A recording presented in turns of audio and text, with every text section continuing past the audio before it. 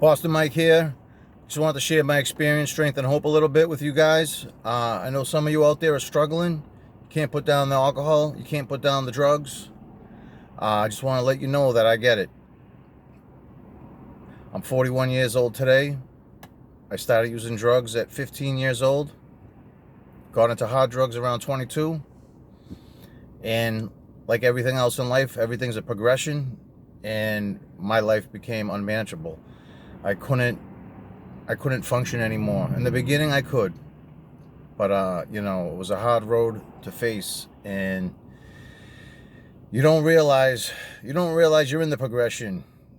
Once those drugs and alcohol get a hold of you, you're under the grips of it. You're in the grips of it.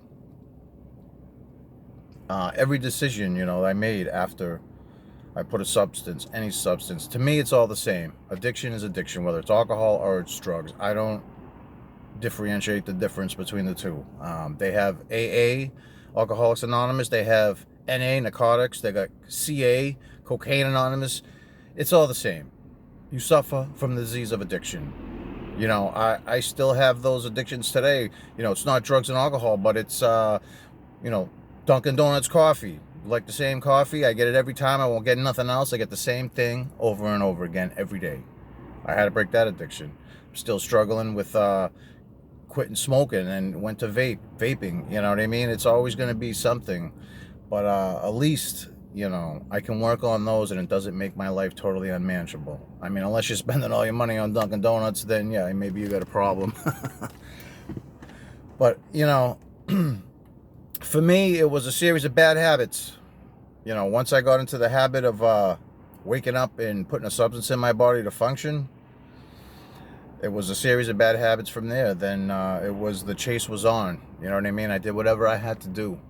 And I'm sure if you ran like me, or drank like me, or drug like me, you probably did the same stuff. We're all the same.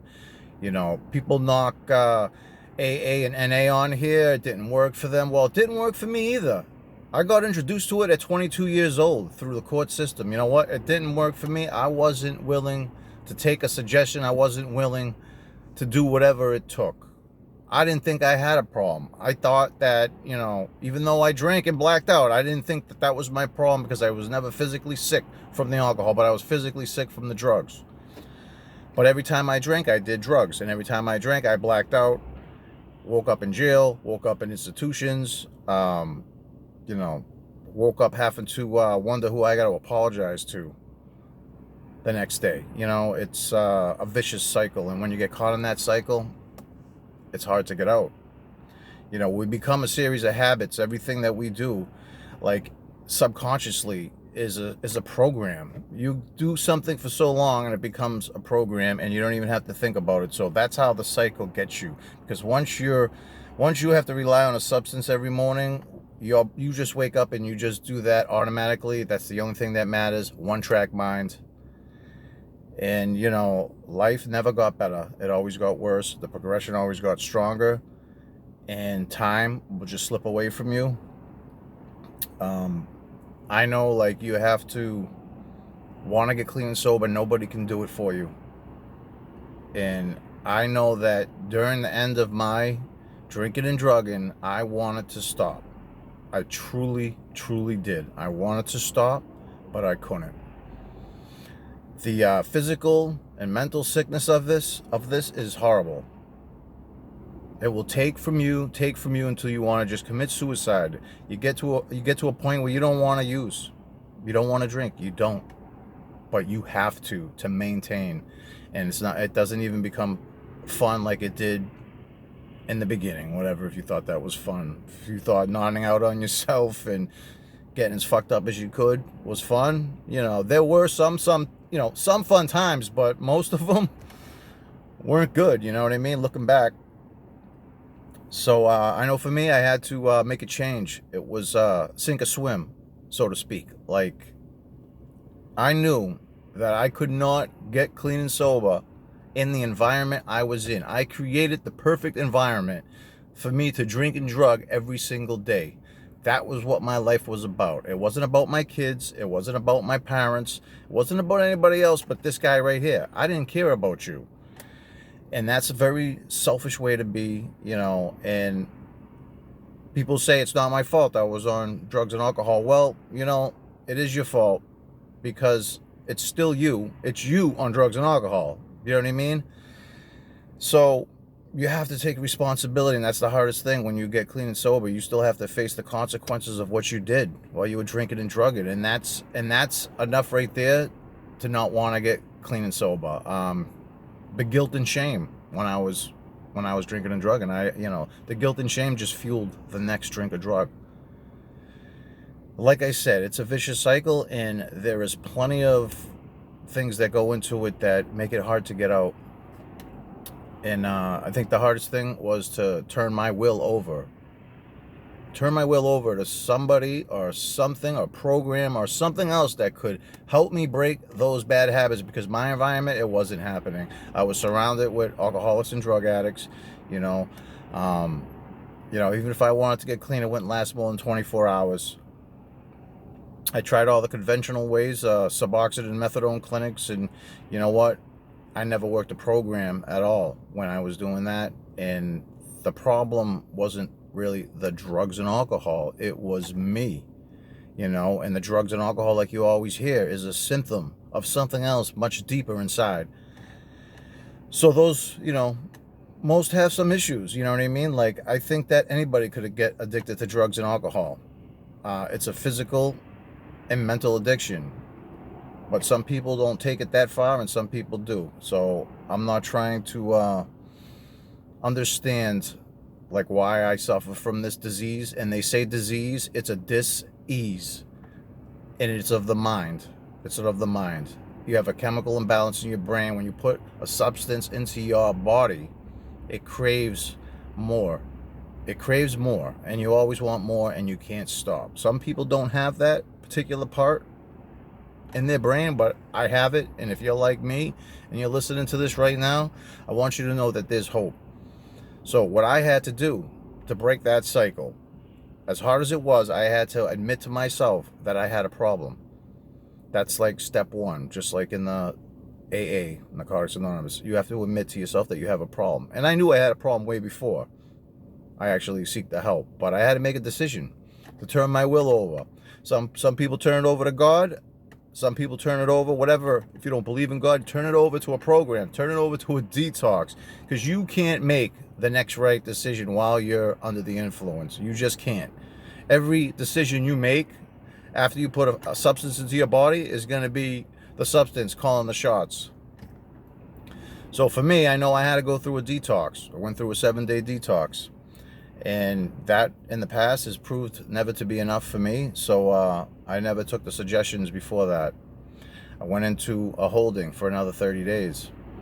You know, as much time as you can get away from that environment and putting a substance into your body, the better chances you have of making it. So, the next route after that was a halfway house. I went into a halfway house, 4-month halfway house. And it wasn't easy. It wasn't easy, because I was, being told when to get up, when to brush your teeth. I had to relearn. I had to get my brain reprogrammed, because all those bad habits that I acquired while out there drinking and drugging didn't serve me anymore. Now that drink and drug is out of my system, your whole system is screwed up. You don't know which way is up. You really don't, but you just go with the motions. You might not understand it and you might not see it, but you will once you acquire a little time under your belt. And that's what this process does. I'm gonna have 2 years on January 1st. My life has unbelievably, undeniably gotten better. I wish that I could have got this sooner. And the reason why I'm making this video is because I hope that I can reach one person out there. Doesn't matter what age you are, it's never too late to get it. But if you can get it younger, try to. Because now I'm 41 years old and I'm learning life again. I have almost 2 years. And in that 2 years, I've acquired a job, a good job. I've acquired my driver's license back. I have a bank account. I have money in it. I'm sitting in my car right now.